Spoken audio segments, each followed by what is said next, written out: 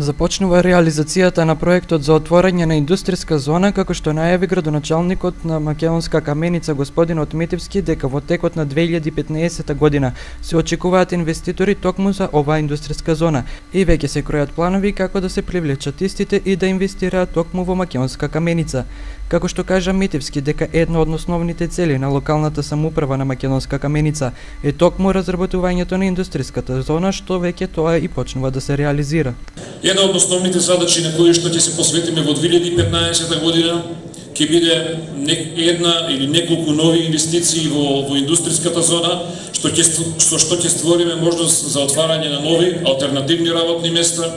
Во делот на инфраструктурата, јас се надевам дека ќе почнеме со реконструкција на културниот дом, што ќе добиеме нов значаен објект за нашата општина.